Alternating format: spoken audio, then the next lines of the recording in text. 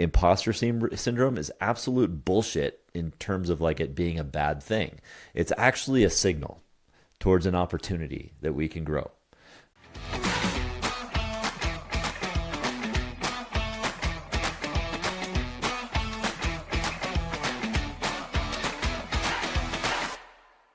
Welcome to Startup Spouses, everybody. We're really glad you're here. This is a show where we want to help entrepreneurial couples to strengthen their marriage, to take your relationships from good to exceptional. I'm Adam. And I'm Marie. And we're here to share our journey along that process and help you along yours. So, how have you been, Marie? How's your journey in not enoughness going? Well, it has been a weekend where we just finished our black belt. That's right. Test. Yeah. Hiya. We did it. Exactly. Yeah. Talk about imposter syndrome. Absolutely. Yeah. Yeah. It just sitting there going, am I going to fail? Am I going to pass?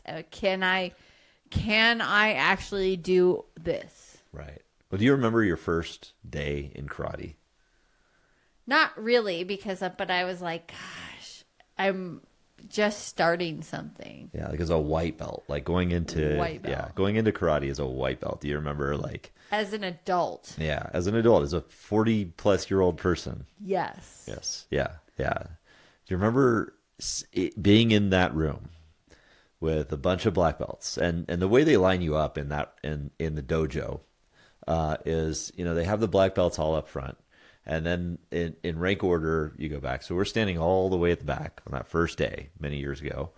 And we're looking at all of the black belts in the front row. And I don't know about you, the intimidation was super high. Oh, yes, of course. Yeah, yeah.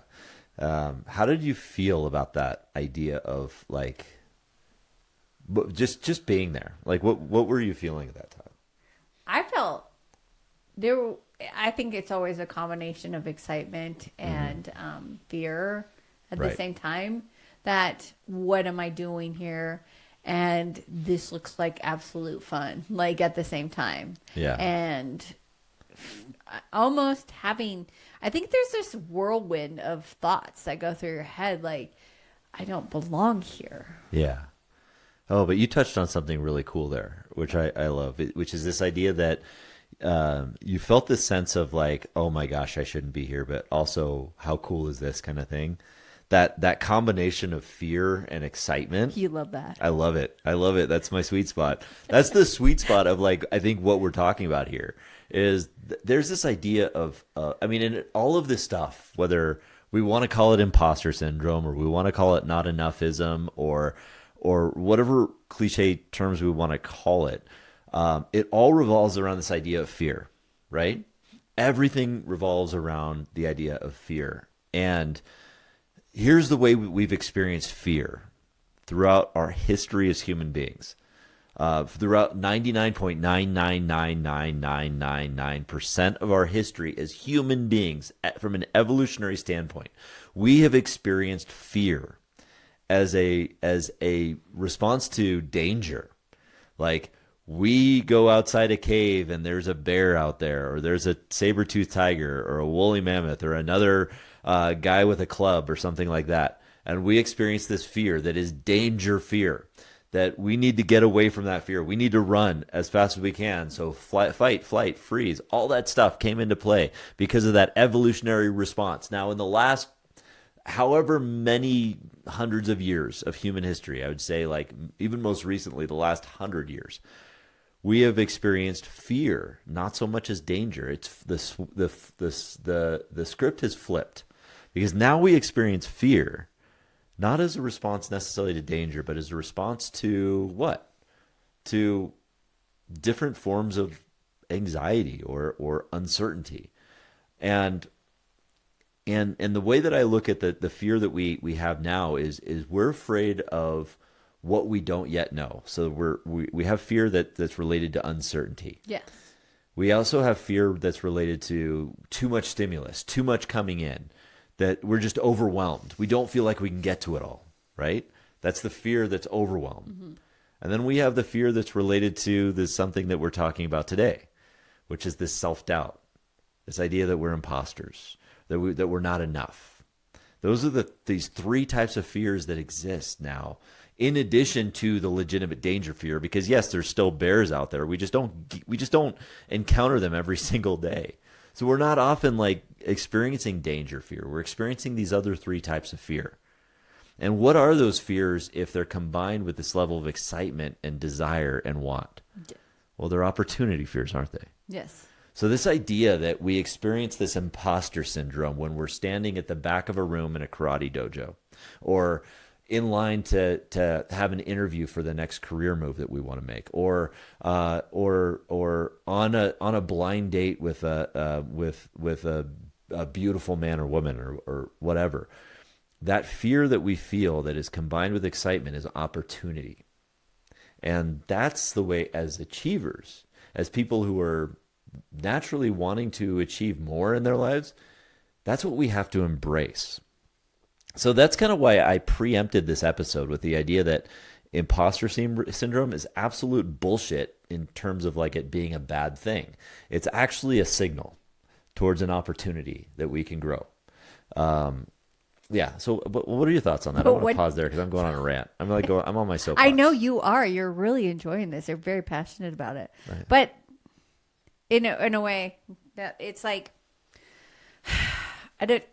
for me, and I don't like embracing it. I know like every time before a test, I'm going to have some sort of doubt or wonder or fear, or like, did I forget something? Did I not bring enough stuff? Do I know everything under the sun? I know there's a level of I don't like this feeling, and I'm feeling it before a certain event. Right. Like even if we go out and go like if we go out to dinner with another couple, or if we go out like to an event, it's kind of like I don't want to, like that uncertainty there. Like, yeah. Am I going to have fun? Am I going to come off like I don't, I'm stupid, or like people are going to just see through me and in my insecurities. But I always have fun. I always have a great time, and I enjoy it. And that's also with the test. How do I feel afterwards? I feel fantastic. Absolutely. And it's like understanding that. Right. That you're going to have that level of uncomfortableness. And can you withstand that and understand that there's something on the other side of that? And the more you do that, get in that uncomfortable place, the more that you will be okay with it. Yeah. And you'll like, I think that a lot of entrepreneurs do know how to get in that uncomfortable space. And they're okay with it because they know what the other side looks like. And I think I was talking to somebody about that the other day, of the idea, and not even the idea of imposter syndrome, it's the idea of confidence. And I think that is also, that's also part of imposter syndrome, is that having that level of confidence. And people think when you have confidence that you're fearless. Right. Too. And understanding what confidence really feels like is that combination of excitement and fear at the same time too. Yeah. Yeah. Like, but understanding that, hey, look, I've done all this stuff in the past and I'm good. I know I can do this because I've done so many stuff. It's going back into that uncomfortable space and doing it over and over again and realizing that you're going to be okay. So yeah, I'm equally as passionate about it. I mean, I think it's just rubbed off on me, maybe. Yeah. And you being an example of that. And that's what I love about that is, at first, watching you do stuff like doing Ironman events and going, I can never do something like that. That's scary. Yeah. I don't think I can do that. To be going, yeah, I did that and I'm pretty awesome. How did that grow in between that for me to be able to have that grace in myself is something that was just it was like I had to go through a process. Right. Yeah. Well, there's absolutely a process, because we're overcoming, we're overcoming millions of years of evolution, that we're associating this opportunity fear with the same fear that we're going to die, and it doesn't feel any different. It feels the same, because there's no difference in the feeling. So it's a self-awareness that you have to develop that is recognizing that. And so the idea of how that fear shows up in terms of like going back to the idea of like feeling like an imposter or feeling like you're not enough. Yeah. Going back to the karate example, like, we just this past weekend earned our black belts. So that was something that a few years ago, when we were at the back of the room as white belts, could have never imagined. I mean, I was watching video of myself that you showed me when I did my yellow belt test, which is the first test that we do, where I was trying to throw like a punch, and it looked ridiculous and awkward and all of that kind of stuff. And it's this, and so I think that kind of plays into this. Like, you're standing back there, like, when you first decide to do something, like when you decide, hey, I've had a childhood dream of getting into karate and doing karate, right? There's that first excitement level. And there's actually there's an idea around this called the Dunning-Kruger effect, which I think is relevant when it comes to imposter syndrome and not enoughism or self-doubt, because in the first part of that, like when you first think about doing something, a lot of times that confidence level can be pretty high, because you don't know yet what you don't know, meaning you don't know how hard it is to start. And then you fall into that gap when you start doing something, when you start practicing that white belt stuff, and you say, well, how hard can it be to throw a punch and a kick? How hard is that? And then you throw a punch and you're just like, and then they tell you the dynamics of what goes into throwing a punch, and you're like, oh my gosh, this is harder than I thought. And you fall into this first gap that is in that Dunning-Kruger effect, which is this gap of confidence, where you feel like you like, wow, I'm not enough. And now you see the gap between where you are and where you want to be. And I think that's where imposter syndrome lives. That's where that not enoughism lives, is in that gap. So now you're in this gap, and you're thinking to yourself, man, how hard is it? But that's where the idea of remaining consistent, of just sticking to the vision. And we were talking about this framework earlier, that what is it that's led to the achievements that we've had in our lives, in terms of whether it's doing the Ironman triathlon, whether it's success in the businesses we've had, or whether it's success in our marriage of building a 10 out of 10. It wasn't just like starting saying, hey, we're going to do this and now it's done. No, it was falling into that gap and understanding the difference there, understanding that gap, and being able to say, okay, this isn't just me having imposter syndrome. This is me literally knowing that there's a gap between where I am and where I want to be. So how do I bridge that gap? And there's really 4 steps. There's the vision side of it. The vision is just having the vision of where you want to be. That's knowing where your destination is and where you are, and having this vision and staying connected to that vision despite the fact that you feel like an imposter. Then the second part is finding the community. So in community, there's people that have done this thing.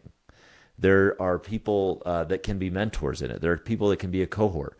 I mean, the karate dojo is a perfect example, because there's people that are black belts now that serve as those mentors. There's the sensei that serves as a mentor. And there's also people that are other white belts and yellow belts that are going through it at the same level you are. That's the cohort. That's the community you need of support to help you drive you forward. And then the third thing is a framework. That's just like the boundaries and the system by which you are going to get from that gap of where you are and where you want to be. And then the final thing is after you have that framework, is just doing the thing consistently executing, boring execution, throwing the 1,000 punches in a boring way.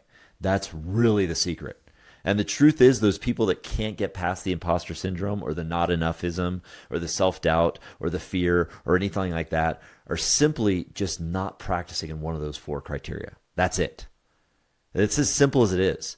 And I know it seems simplistic and everything like that. And it's harder to execute than it sounds. But getting from that gap back to that point of actual competency and then expertise in that Dunning-Kruger model, that's how you do it. You know, it was just through those 4 stages. Yeah, but when you haven't done it before, it seems almost impossible. It does. It does. Yeah, because you can't envision getting past that gap. Yeah. And that is a hard part too. That's just the mental game. That's the mindset game of being able to accept, no, I haven't been there before. But within a community, you can see other black belts that at one time were white belts. And I think a lot of times that's where faith comes in. This is where faith in yourself, even within the self-doubt, you can have faith and self-doubt at the same time. Yeah. Is that true? Faith and self-doubt. Yeah. I think it goes back and forth though. Am I bullshitting? Is that bullshit? Because I get from time to time get on my soapbox and then like say something that's like out there. I don't know. Faith and self-doubt. I can feel unsure about myself, but I'm hoping.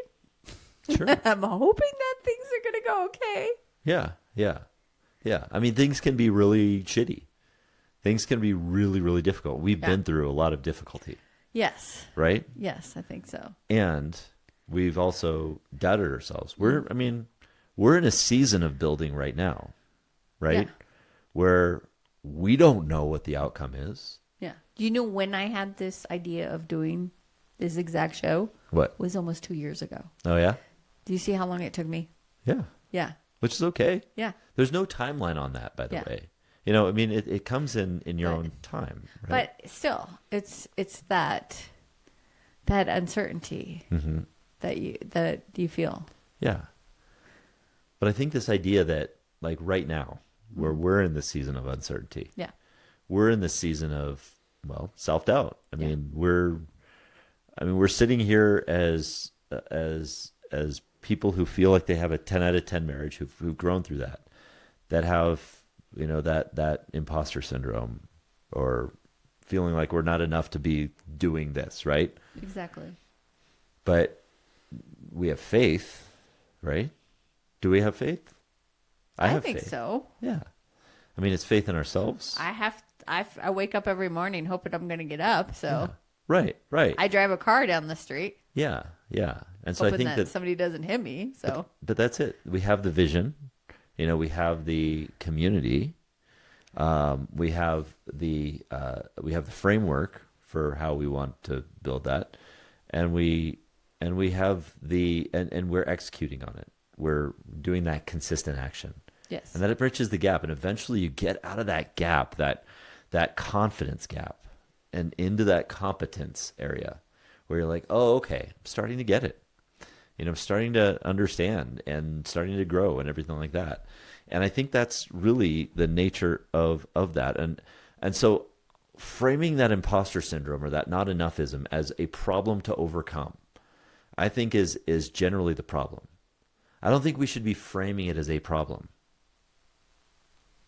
We should be framing it as part of the journey. Right? Agreed. Yeah. It's kind of that dip, as you call it. Yeah. That, what is it? The hole that you fall down into after you realize you can't just throw a punch and a kick. Yeah. Right. Yeah. That's where imposter syndrome lives. That's where it lives. Yes. Yeah. Until you do the 4 steps. Yeah. It's telling you, I mean, it's a signal. What is it telling you? I mean, what do you think it tells you in those moments? I used to hate that word, imposter syndrome. I still hate it. It's everywhere. I'm it makes like, it sound like it's bad. Well, that and almost, I used to say it was a cop out. Sure. I mean, well, it is. I mean, I think It's people like use it I'm as a cop imposter out. syndrome, so therefore I don't do anything and I Right. just live there. Yeah. It's. I think it can be a cop out. Yeah. I think fear in general can be a cop out. Yes. But People stop there. yeah. Yeah. People get to yellow belt and be like, or halfway even through the journey and then stop. Right. Right.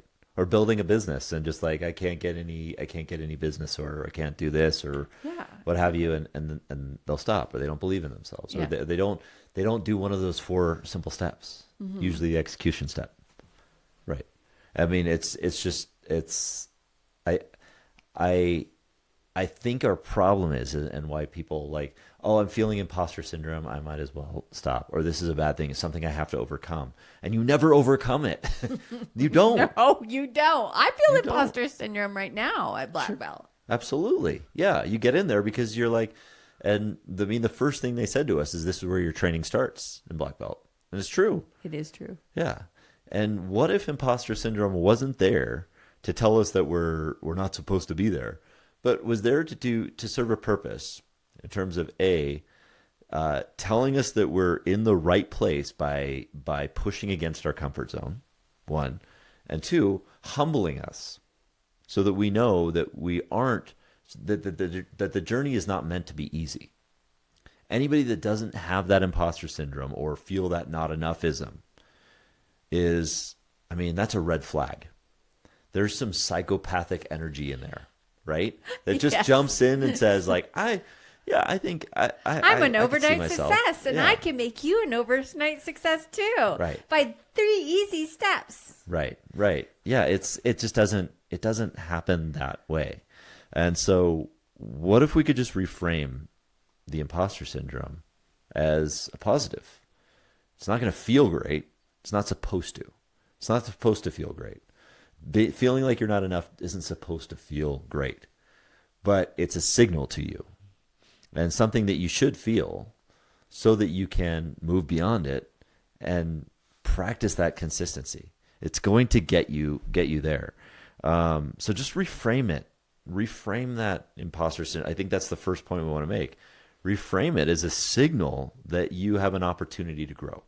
I was That you're in just the about gap. to say that too. Oh, I'm That's sorry. Okay, yeah. crazy. That is totally crazy. Yeah. Yeah. So please expand on that. Well, it's also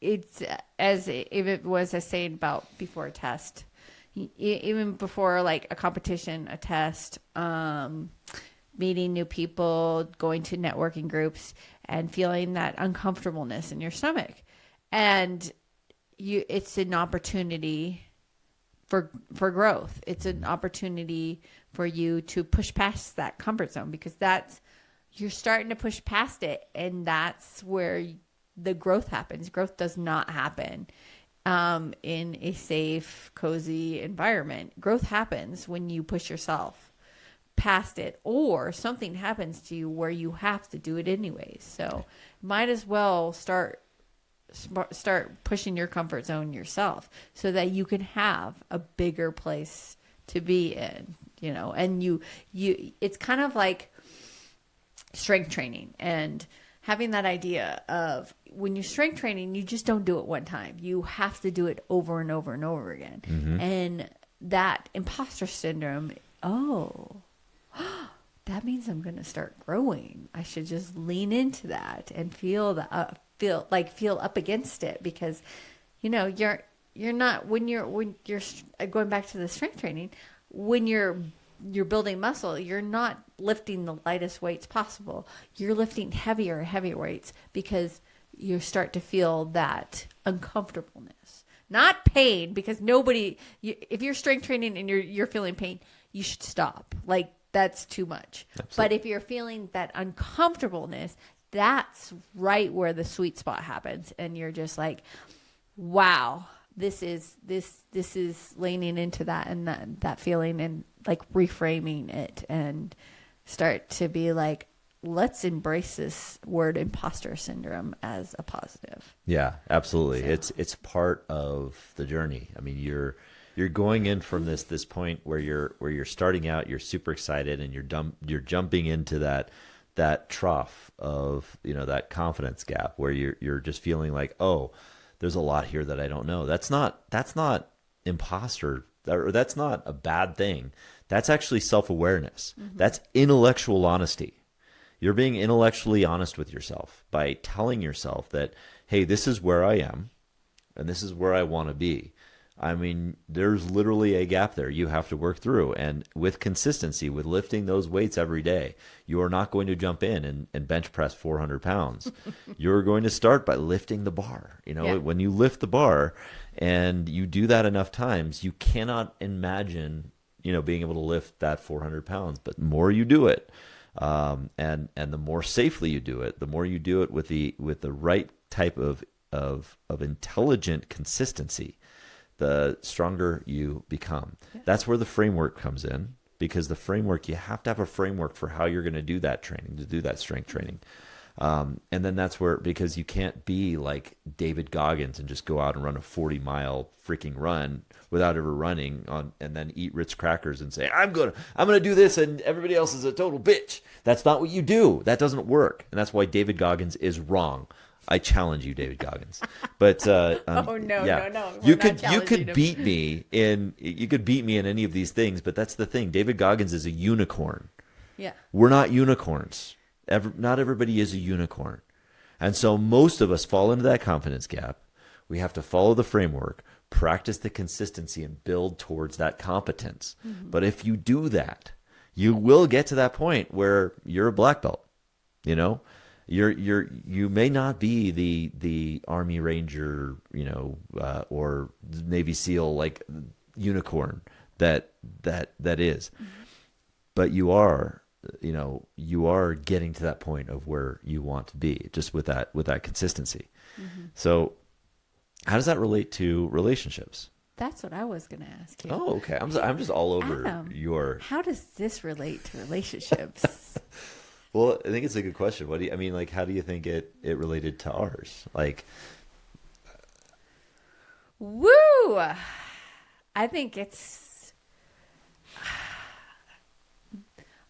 in a relationship, there is a point in time where, like, even like now that the kids are getting older and we are going into a new part of life where our kids are soon to be out of the house, and not knowing what that looks like to us. Yeah.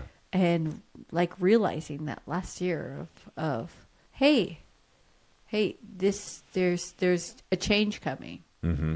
And we signaling to both of ourselves going, if we don't change with it, then it's going to change us. And we can either do it our way, or it can do its work on us. Like, right. Being in enough therapy, we knew that, and pushing up against our comfort zone. Oh, maybe this is a signal for us to grow. Yeah. And being in that imposter syndrome sort of trough is, we know that in the end they're going to be gone. But looking at each other, where are we with each other? Where are we right now? Having that imposter syndrome. What does our life look like? Yeah. Huh? What does our life look like as empty nesters? Yes. Yeah.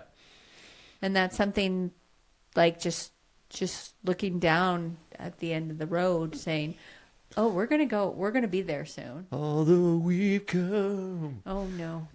I can't sing any more of that, or I'm going to get. I love that song. He knows that.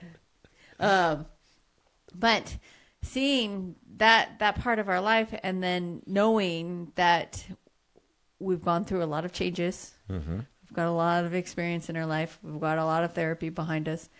We want to make sure that transition is going to be smooth. Yeah. And we started looking at each other like, we really don't know each other. Right. We've been raising 2 kids for a long time, working. We've had very challenging experiences in this area. Yep. But we want to go down that road, and we want we want to make sure that we are being intentional about what we want and in that world. Right. So we are in a place where we are and where we want to go and how we're going to get there.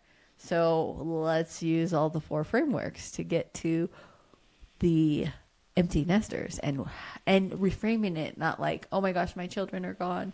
Right. And I'm really sad about that, which, yeah, that I will be sad and upset, but that's a signal that for me that to get excited about something new. Yeah. You feel the feelings around it for sure. Feel the feelings and about it. and you can, to your point, you can be excited about the new thing. Yeah. And I think this is like where, for me, it relates to how imposter syndrome relates into that, because we can look at our evidence that we've had throughout our 4 marriages together, that those seasons that we've been in, and say, oh yeah, we've been through the hard times, we've been through the transitions before, we've got this, right? But really, that's that confidence of not knowing what we don't know. Again, we're at that precipice of not having fallen into that confidence gap of knowing, like, hey, we all of a sudden like are falling into this imposter syndrome. We don't know our identity here, of figuring this out, and we're feeling like imposters in our own marriage. And that's, a very real possibility that we have to acknowledge being there when we're empty nesters and looking at each other and like, hey, and I think right now we're getting ahead of that by intentionally like spending time together and getting to know each other on this new level and making sure that we're, being more, that we're living individually into our own identities and into our collective like spousal identity, as opposed to having that identity as parents. It's just parents, because that is going to be overshadowed at one point by this idea that, hey, we're empty nesters now, and we're developing and we're developing on that. Yeah. So I think that the not enoughism in our relationship, we've experienced that a bunch of times. I mean, we've talked about all these transitions. Every time we've shed the skin of our old marriage and gone into a new phase, whether it was me getting sober or having kids or, or developing into our daughter's, disease, where, we're still in it. Yeah. But all of those seasons, we've had to shed some skin and realize that we just don't feel like we're enough for it. Like we're imposters in it. Yeah. And every time we've gone through that cycle of not doing it. And I think where we are now is at least we have the self-awareness of knowing that that's part of the journey. It's not a hindrance to it. It's just part of it. Yes. And I think in a relationship, we have to embrace that, because if we don't, we're gonna fight against it, and that's where relationships get into trouble, But if we're building a 10 out of 10 relationship, we have to embrace it as another opportunity for growth. What's that next phase that we're leaning into, and can we go into it together? Yes. Mm-hmm. I mean, and sometimes they can't. Mm-hmm. And that is something that you have to face too as well. So, but going into that and realizing we're transitioning from that parent portion to be more intentional about our relationship, it also sets the stage for our children to do the same in their life, is to make sure that they are doing the same thing. Because I can tell my kids 1,000 times to do something, but the way that they have mostly grown is watching us and from us doing that. And some people will say, I don't know many people who would say this anymore, but like back in the day, it was, you're being selfish, of like, you're not paying enough time to your kids. Trust me, We do that a lot, Right. and we're intentional about that. And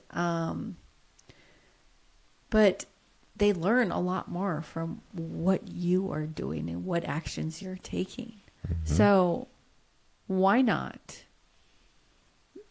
build your relationship with your significant other, your partner, your spouse, and be intentional and teach your kids at the same time? I think it's a win-win situation. Right.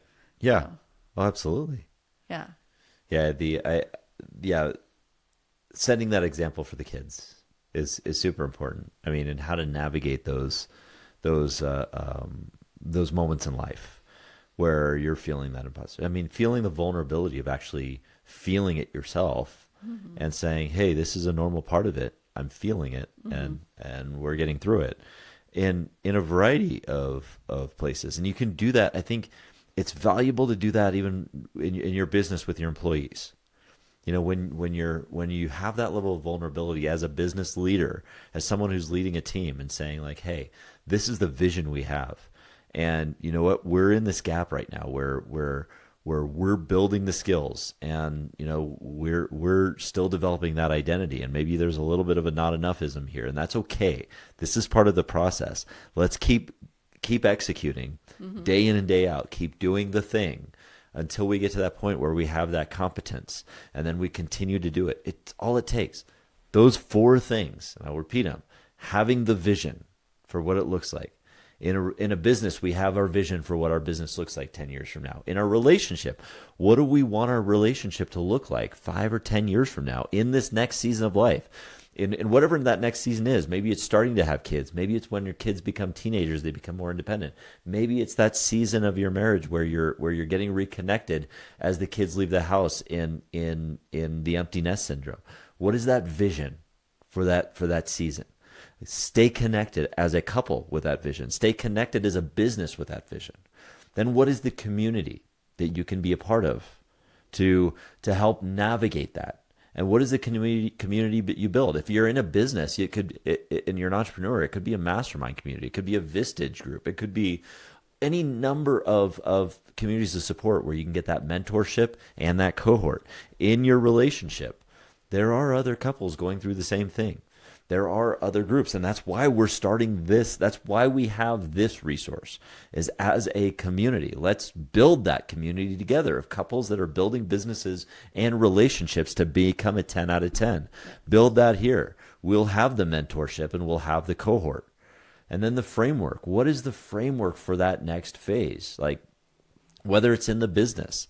In business, I operate on a framework of EOS. And EOS is extremely helpful in building that foundation, that framework for how to operate a business effectively. And those same tools can apply to a relationship, which is what we've done within our relationship to help make our relationship a 10 out of 10. The meeting pulse, the annual, the quarterly, the weekly meetings, the connection points that we have, the rocks, the goals, the vision, all of that stuff is aligned around that framework for how we succeed. And then it's all about the execution, the boring, disciplined, day in and day out execution of just doing the thing every single day until you get your black belt in whatever it is. And those are that's the 4 parts of it. In whatever season we're in this, and imposter syndrome is always going to play a part of it. And that's a part of the journey. Yeah. Yeah. Lean into it. Lean into it. Yeah. Feel it. Feel it. Enjoy it. And when you get there, just know that, hey, this is great, because everything from here on out is just growth. Yeah. Everything from here on out is just growth. It's not a syndrome. Stop calling it a syndrome. This is syndrome goes away though, isn't it?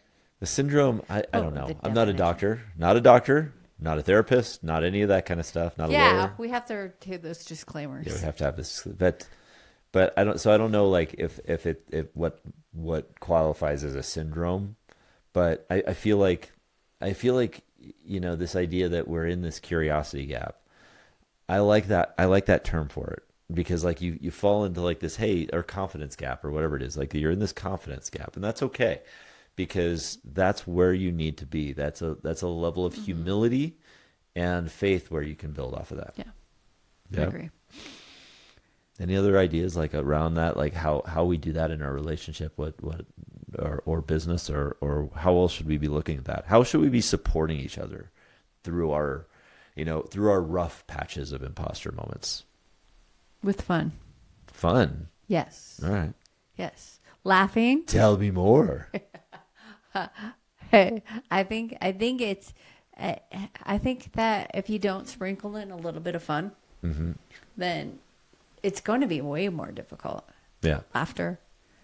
I mean, you got to laugh at yourself when you make mistakes too. Like you fall down, you just get back up. But I mean, like you have to have some joy in life too. Yeah. So if you're, and not be all serious. So giving your room and breath for play, fun, joy, all that stuff is really, really important. Yeah. In that. So that's why that's part of our Spark framework. From this, speaking of frameworks, is that P part, the play part. Yeah. I love it because, this is where, when we're building into that foundation of even the relationship, the relationship imposter and not enough moments, that idea of play, injected into it. So it's such a great point. And I remember even when we were going through our black belts, everybody's all serious and getting very, very serious. And you're cracking jokes and you're making fun all the time. And that's what made it a lot of fun to go through that process with you. And bearable too. Yeah, absolutely. It's like change that mind frame. Like I can't do this, and you crack a joke, and it's just like any time we're going through a really hard time, and then you make me laugh. Right. It's so important. Yeah. Absolutely. Yep. It is important not to take yourself too seriously in these journeys and all that kind of stuff. It's and it lightens up the mood and yeah.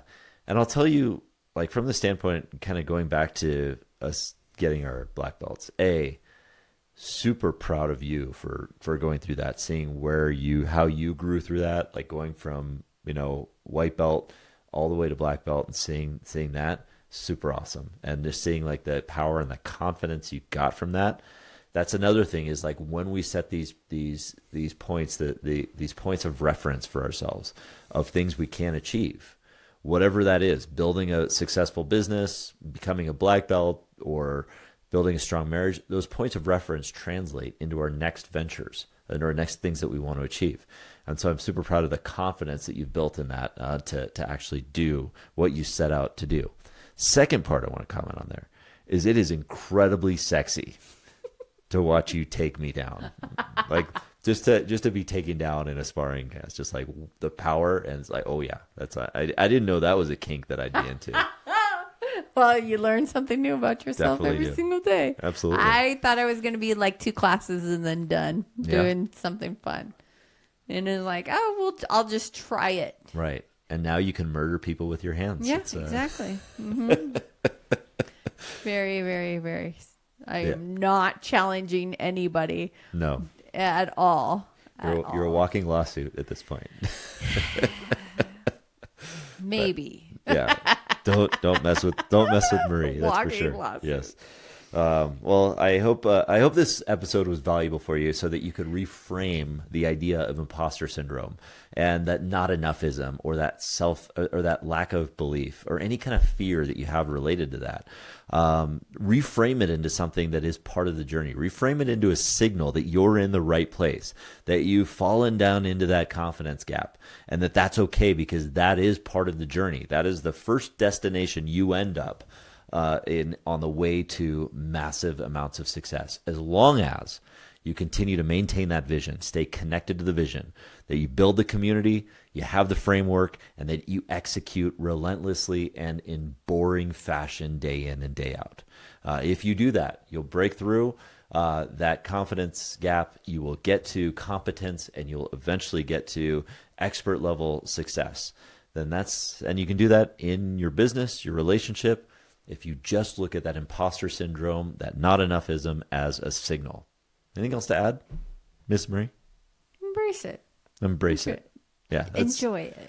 See, she puts things more simply and concisely than I do. I have to go on a rant. Yes, exactly. She'll just say 2 words. And it'll be like, Yes. oh, that's It's exactly like, what it is. okay. Just embrace I can it. remember. Yeah. Embrace it. Yeah. I love Have fun it. with it. Yeah. Well, if you did like this episode and you know somebody that needs to hear it, please share it with a friend. Please make sure that you subscribe and rate this show. It helps us to get the word out, helps us to really share this and build the community of entrepreneurial couples that want to make their relationships a 10 out of 10. And it is possible, and it's a lot of fun. So thank you for listening to this. Thank you for watching it. Thank you for joining us today, and thank you for being a part of this community. And we look forward to seeing you next time. Thanks.